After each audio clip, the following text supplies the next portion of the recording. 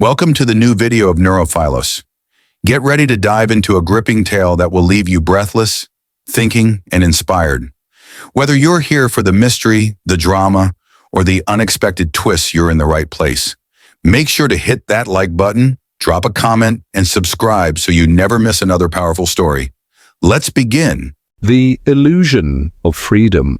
You do not notice it happening at first. There is no alarm, no clear rupture, no moment you can point to and say, this is where it began. It feels reasonable, responsible, even admirable. You tell yourself you are simply becoming disciplined, focused, committed to your goals. You wake up earlier, you optimize your mornings, you track your workouts, your calories, your sleep. You read books that promise better performance and listen to voices that teach you how to extract more value from your time. You schedule your days with precision, and from the outside, it looks like control. It looks like progress. People applaud you for it, and yet somewhere along the way, without any dramatic shift, something essential changes. You stop living and begin managing yourself. Not gently, not attentively, but like a struggling enterprise that must constantly justify its existence. Your life becomes a spreadsheet. Your emotions become variables. Your time becomes a resource that must never sit idle. What once felt like self-mastery slowly turns into self-surveillance. The tragedy is not that this happens, but that it happens under the banner of freedom. You believe you are choosing this life. You believe you are in control. But as Byung-Chul Han observed, modern society no longer needs tyrants or overseers because the individual has learned to take that role upon themselves. You do not need a boss watching over you. You do that work better than anyone. You push yourself relentlessly. You criticize yourself harshly. You punish every moment of rest with guilt and every pause with anxiety. This is not forced labor. It is voluntary exploitation, and that is precisely why it is so effective. Every experience begins to pass through a single question: what is this for? Joy must be productive. Rest must be justified. Silence must serve a function. Even your inner life is no longer allowed to exist freely. You squeeze meaning, curiosity, creativity, and identity through the narrow filter of usefulness. If something cannot be improved, monetized, or leveraged later, it begins to feel suspicious, wasteful, wrong. What emerges is not a stronger life, but a brittle one, a life that looks impressive on the surface but feels strangely hollow inside. You are constantly active, constantly improving, constantly moving forward, and yet you feel as if something is quietly collapsing behind the scenes, not loudly, not dramatically, but steadily. The inner world shrinks, the capacity for joy thins out, presence becomes rare. You begin to notice subtle symptoms. You can no longer enjoy something without thinking about how to document it, share it, or turn it into progress. You cannot play music without wondering whether you should record it. You cannot draw without hearing a voice that says this is a waste of time. You cannot rest without guilt pressing against your chest. Even leisure feels like a task that must be optimized. This is the paradox of the achievement-driven life. It promises freedom, but delivers compulsion. It promises self-realization, but produces self-alienation. You are constantly becoming more, yet feeling less alive, less grounded, less connected to yourself. Han warned that this system thrives precisely because it feels empowering. There is no external enemy to resist, no visible authority to blame. The pressure is internal, which makes it feel personal, even moral. If you are exhausted, you assume you are weak. If you feel empty, you assume you are ungrateful. If you struggle, you assume you have failed to optimize properly. And so you respond in the only way the system has taught you. You double down, more routines, more discipline, more self-control. You turn your entire existence into a project that can never be completed. And because the standards are infinite, satisfaction never arrives. What is most devastating is how quietly this transformation occurs. It feels normal, responsible, mature. You call it ambition, you call it growth, you call it adulthood, but deep down, something in you knows this is not how life is meant to feel. There is a persistent sense of running without arriving, of progress without fulfillment, of freedom that feels strangely suffocating. You were not born believing that every moment must justify its existence. That belief was learned, planted slowly, reinforced daily, and like mold spreading in a room you stopped noticing, it reshaped your inner environment without your awareness. This chapter is not an accusation. It is a diagnosis, because before anything can change, you must see clearly what has been mistaken for freedom. You must recognize that what feels like self-discipline may actually be self-domination, that what feels like control may be quiet violence turned inward. Only then does the more dangerous question emerge, not how to become better at managing yourself, but whether you were ever meant to live this way at all. The Achievement Society, we no longer live in a world ruled by prohibition. No one stands over you saying you must not. There are no chains, no visible masters, no rigid commands imposed from the outside. Instead, the language of power has changed its tone. It speaks softly, it encourages, it motivates. It tells you that you can become anything, that your potential is limitless, that every barrier can be overcome if you try hard enough. On the surface, this sounds like liberation. Byung-Chul Han calls this the Achievement Society. It replaces obedience with performance and repression with stimulation. The command is no longer stop, but go further. Not you are forbidden, but you are capable. And because this command is framed as possibility rather than force, it is almost impossible to resist. Who would rebel against encouragement? Who would question the demand to improve? In this new order, power does not operate through restriction, but through invitation. You are invited to optimize your body, your mind, your emotions, your time. You are invited to turn your life into a project of continuous improvement. You are invited to outperform not others, but yourself. And this is where the trap closes, because the moment you accept this invitation, the boundary between freedom and obligation dissolves. There is no longer an external authority imposing demands upon you. The authority now lives inside your own head, a voice that whispers constantly, do more, become more, improve, don't fall behind, don't waste time, don't relax. This voice does not shout, it does not threaten, it simply never stops. And because it sounds like your own thoughts, you assume it belongs to you. The brilliance and cruelty of the Achievement Society is that it transforms your interior life into a marketplace. Your thoughts become investments that must yield returns. Your feelings become inefficiencies that must be managed. Your time becomes capital that must be maximized. Even your personality begins to function like a brand that requires careful curation and maintenance.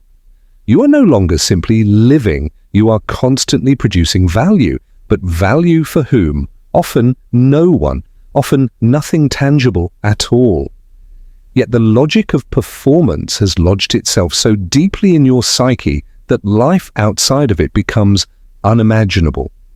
You begin to measure your days not by how deeply you lived them, but by how much you accomplished. Worth becomes conditional. Existence must be earned.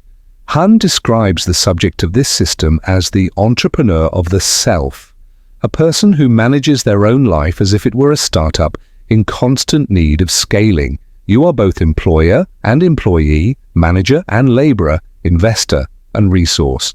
And because you occupy every role at once, there is no escape. You cannot quit. You cannot rebel. You cannot strike against yourself. This is why exhaustion in the Achievement Society feels so strange. No one may be asking anything of you, and yet you feel permanently behind. You have free time but cannot rest. You finish one task and immediately feel the pressure of the next. Leisure becomes suspicious. Silence feels like wasted opportunity. Even sleep begins to feel like a strategic activity that must be optimized for productivity. The system does not punish you for failure. It does something far more damaging. It convinces you that failure is a personal defect. When everything is framed as possible, the only explanation for not succeeding is that you did not try hard enough. The burden shifts entirely onto the individual. Structural pressures disappear from view. All responsibility collapses inward. And so you turn your frustration against yourself. You blame your discipline, your mindset, your habits. You respond to exhaustion with more effort, to emptiness with more goals, to anxiety with more control. The very mechanisms that are draining you are the ones you rely on for relief. What makes this system so difficult to confront is that it feels moral. Productivity is framed as virtue. Busyness becomes a sign of worth. Rest begins to feel like indulgence rather than necessity. You internalize the belief that to stop is to fall behind, and to fall behind is to become irrelevant. Yet beneath this relentless forward motion lies a quiet devastation. The Achievement Society does not destroy you through oppression. It destroys you through overexposure, through the constant demand to perform, react, improve, and present yourself.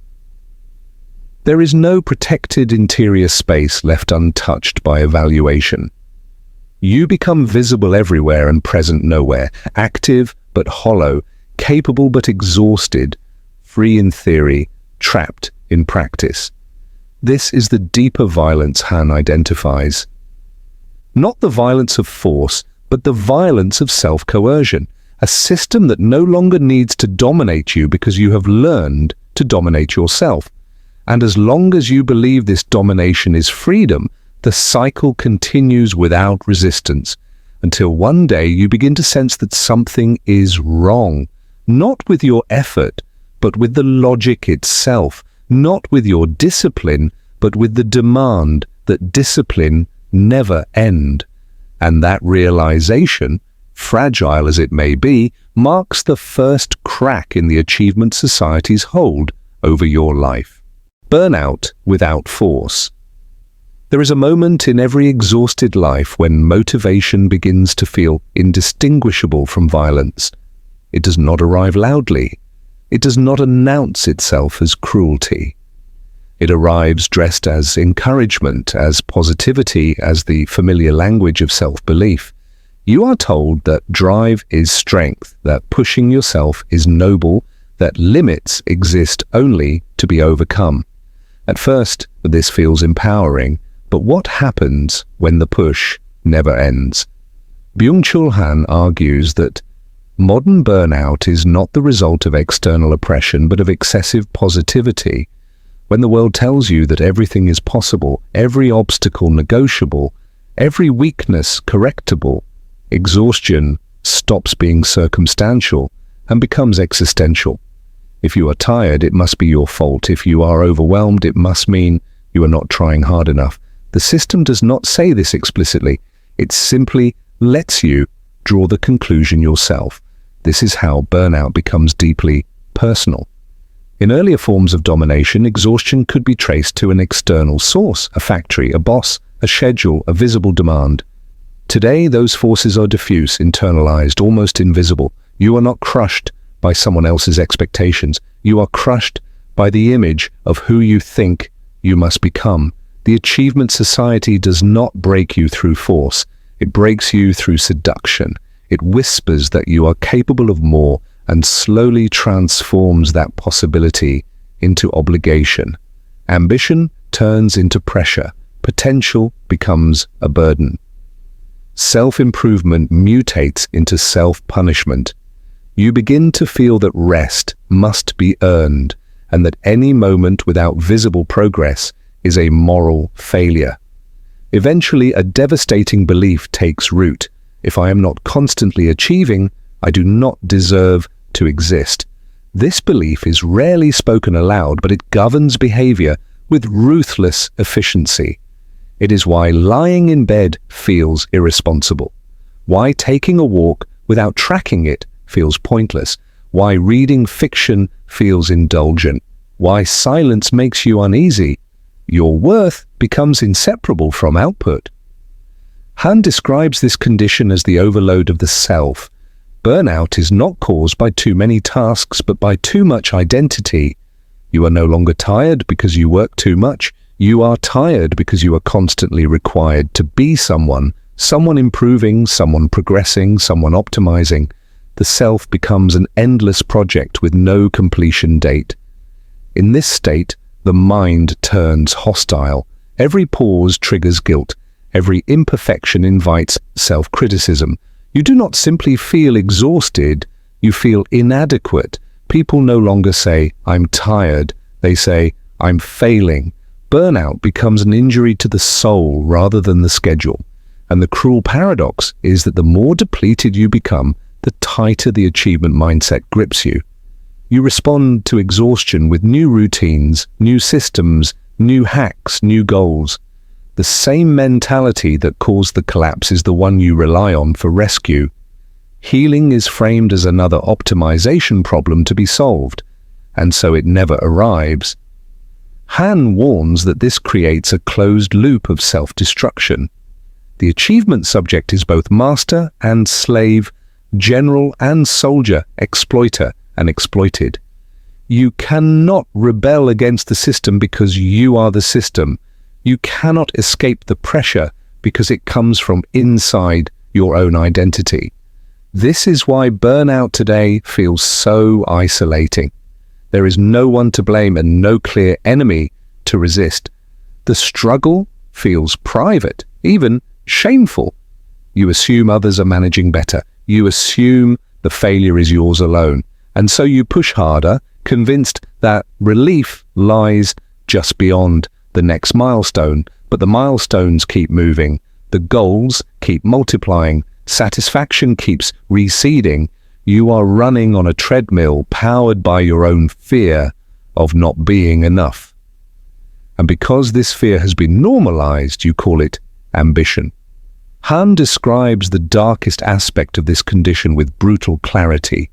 The self becomes a battlefield where you are simultaneously the commander issuing orders and the soldier forced to obey them. There is no ceasefire, no refuge, no moment when the demand stops. The collapse he warns about is not dramatic. It does not always end in breakdown or burnout leave or visible crisis.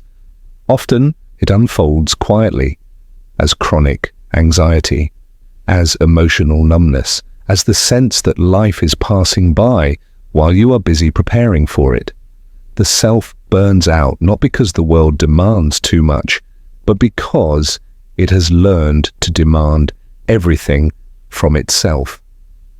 And until one question is faced honestly, the cycle continues. What if the problem is not that you are not doing enough? What if the problem is the belief that you must always be doing something? Until that belief is confronted, burnout remains not an accident, but a structural feature of modern life. The disappearance of the inner world. There is a form of suffering that does not announce itself with pain, but with disappearance. Not the disappearance of opportunities, relationships, or achievements, but something far more intimate. The disappearance of your inner world. You may not notice it at first, because nothing obvious is missing. Life continues. You remain busy, you remain functional. But beneath the surface, something essential is eroding. Byung-Chul Han describes this erosion as the collapse of the contemplative capacity. In a performance-driven society, contemplation is not simply neglected, it is treated as a defect. Stillness is recoded as laziness. Slowness becomes inefficiency. Silence feels uncomfortable, even threatening. And so the very states of being that nourish the psyche are quietly eliminated in favor of constant motion. What happens to a human being who forgets how to be still, Han insists this is not a minor loss, it is a psychological catastrophe. Contemplation is the space where meaning forms. It is where emotions settle, where experiences integrate, where the self is allowed to exist without performing. When this space disappears, life becomes shallow, not in the moral sense, but in depth. In the Achievement Society, you no longer move through time, you accelerate through it. You do not inhabit moments, you consume them. Time is no longer a medium of existence, it becomes a tool of optimization. Every minute must justify itself, every pause must be filled, every gap must be closed, and slowly, without resistance, the human being becomes fragmented, reactive, and perpetually overstimulated. Hyperactivity replaces reflection. Information replaces understanding. Stimulation replaces meaning. You stop thinking in the deeper philosophical sense and begin calculating instead. You stop experiencing and start managing. Even emotions are no longer felt fully. They are monitored, labeled, redirected, or suppressed in the name of functionality. Han calls the result the burnout soul. Not a soul exhausted by labor, but a soul exhausted by the violent absence of interior life. A soul pushed constantly outward, unable to return to itself. Without contemplation, emotions do not resolve, they accumulate. Without contemplation, desires do not clarify, they scatter. Without contemplation, suffering does not transform, it repeats. In this state, even pleasure loses its substance. You can binge entertainment, travel, collect experiences, buy things and still feel empty. Not because you lack stimulation, but because nothing reaches deep enough to create meaning. Experiences slide across the surface of the mind like water on glass. They leave no trace. That is why modern life can feel hollow even when it appears full. This is the paradox Han identifies. The more active life becomes, the less alive it feels. The more experiences you accumulate, the less any of them seem to matter. It is not because you lack opportunity, but because you lack the inner space where opportunity becomes lived reality. Without contemplation, you become a creature of pure exteriority, defined entirely by actions, outputs, metrics, and visibility. You succeed publicly and fail privately. You impress others and feel strangely absent when you are alone. You become, in Han's words, a laboring animal, incapable of dwelling, always moving, never arriving. What is most tragic is that this loss often feels normal. You assume this is adulthood. You assume depth will return later, when things slow down, when you finally have time. But the capacity for contemplation does not survive neglect. It atrophies, and once it weakens, you become increasingly dependent on stimulation to feel anything at all. The disappearance of the inner world is not loud, it does not demand attention, it unfolds quietly, as restlessness, as numbness, as a sense that life is happening somewhere else, and because it does not hurt in a dramatic way, it is often ignored until the damage is deep. Han insists that without reclaiming contemplation, no amount of productivity or success can heal this condition. The soul requires a protected interior space where it is not evaluated, measured, or improved. Without this space, identity becomes brittle, meaning becomes fragile, and the self slowly suffocates under the weight of constant exposure. This chapter does not offer solutions yet, it offers recognition. Because before the inner world can be rebuilt, it must first be acknowledged as missing. You cannot restore depth while remaining in constant motion. You cannot recover interiority while treating every moment as an opportunity for output. To dwell rather than to accelerate is not regression, it is recovery. And recognizing the disappearance of your inner world is the first step toward remembering how to inhabit yourself again. The sacred power of uselessness. There is a reason you feel uneasy when you do something that brings you joy but produces nothing. A reason guilt creeps in when you paint badly, Play music without improving, wander without direction, or spend hours absorbed in an activity that leads nowhere. You are taught to believe this discomfort is personal, a flaw in your discipline or character, but it is not. It is cultural. It is structural. It is engineered. A useless activity is dangerous in a performance-driven society because it cannot be absorbed into the logic of productivity. It cannot be monetized, optimized, or leveraged for growth. It resists conversion into value. And in a world that wants every part of you to become capital, whatever refuses this transformation becomes an act of quiet rebellion. Byung-Chul Han understood this with unsettling clarity. The modern system does not need to control your body if it can colonize your mind. The moment you believe every minute must be justified, the moment you treat even joy as a resource to be extracted, the system has already succeeded. The chains are internal. The enforcement is self-directed. This is why reclaiming uselessness feels uncomfortable at first. When you sit down to draw, a voice immediately whispers that this is pointless. When you play a game purely for pleasure, anxiety rises, reminding you that you could be doing something useful. When you walk without tracking your steps, you feel disoriented. That voice is not your intuition. It is the internalized overseer Han warned about, the tyrant you have learned to become to yourself. A useless hobby interrupts that voice. It breaks the cycle of self-surveillance. It returns you to a mode of being rather than doing. When there is no audience, no metric, no improvement curve, something ancient awakens inside you. Presence. You begin to experience the activity for what it is, not for what it could become. This is not leisure in the conventional sense. It is repair.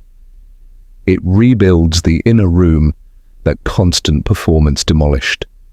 It restores your capacity to feel, imagine, and dwell.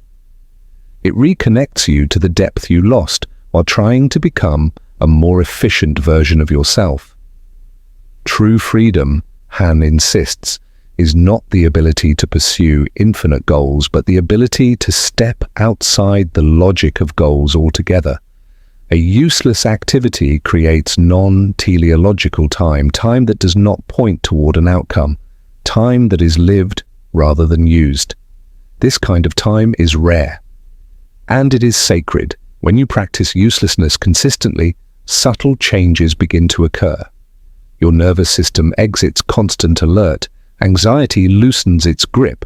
The mind becomes less hostile. Creativity re-emerges not as ambition but as curiosity. You begin to notice details again, the texture of paint, the weight of a book, the sound of breath between steps. These are not distractions from life, they are life.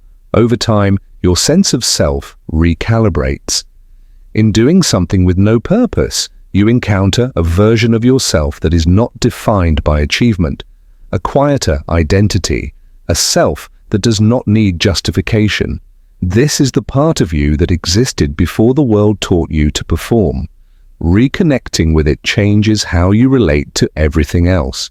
Productivity stops being the measure of your worth. Goals become choices rather than obligations. You begin to resist demands that once felt inevitable. You say no more easily. You rest without panic. You experience moments without turning them into evidence of progress. But this reclamation requires protection. Performance thinking is insidious. It will try to colonize even your escape. It will ask how to improve, how to measure, how to use this later. You must draw a boundary and mean it. This will never be monetized. This will never be optimized. This will never be performed. This is mine. Expect guilt. Expect discomfort. Modern guilt is not moral. It is economic. You are not violating an ethical code. You are violating an internalized productivity algorithm. That discomfort is not failure. It is healing. A useless hobby may not make you richer, faster, or more impressive, but it does something far more radical. It returns you to the rhythm of existence rather than the rhythm of performance.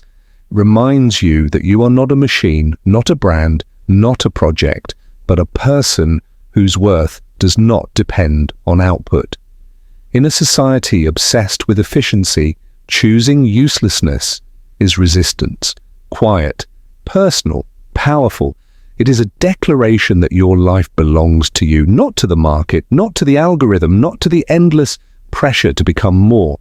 A useless hobby is not indulgence. It is survival. It is recovery. It is proof that your soul has not been completely conquered.